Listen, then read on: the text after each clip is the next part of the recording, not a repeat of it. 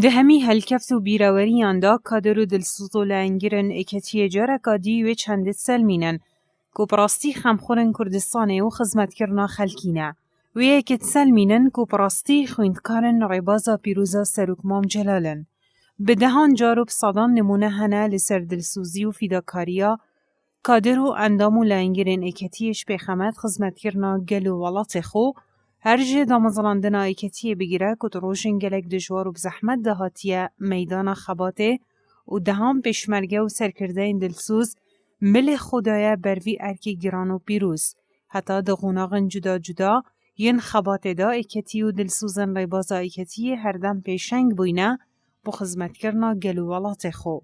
لدم سرهلدانا سال 1991 جی سرکرده و کادر نکتیه داینامو و اندازیارن پلانا سرهلدانه بون. لسردم حکمرانی و آوادان کرنا کردستان جی دیسان اکتی و سرکرده نوین دلسوز پیشنگن خزمت کرنه و آوادانیه بون.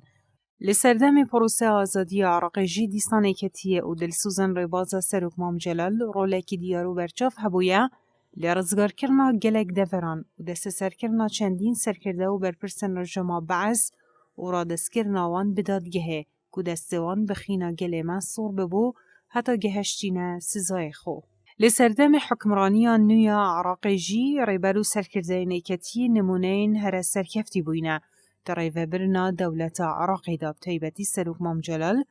کو دمه دو خلان سروکاتی عراقی دیگر به شاهدیا سرکردین عراقی و جیهانه بگشتی سروکه که نمونه باید دی پریوبرنا دولت دا هر وصان لسردم سروکمام جلال دیروکه کانی و جیانه کانی لی عراقی دست بکر بو هر جبروی رولو بگه مازن ی سروکمام جلال دی حکمرانی عراقی دا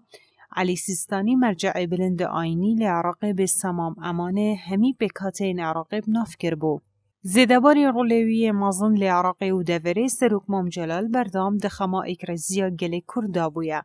دیروک جی شاهده لسرکار و خبات و خزمت یا مازن. دینها جیدا لسردم دهان قیران سیاسی، آبوری امنی بیکاری آریشین دنافورا هرمه و بغدا یا شمیان خرابتر به باوری دنافورا لاین سیاسی دا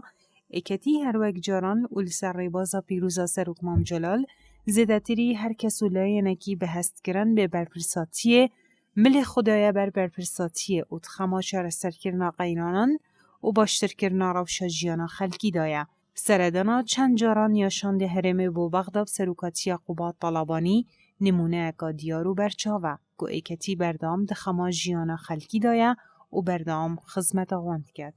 لورا حزبک خودان ریباره که خینا شهیدان بید، حزبک خودان ریبازکا پیروز بید، حزبک خودان هزاران کادرن دلسوز و خزمتکارن گله خوبید،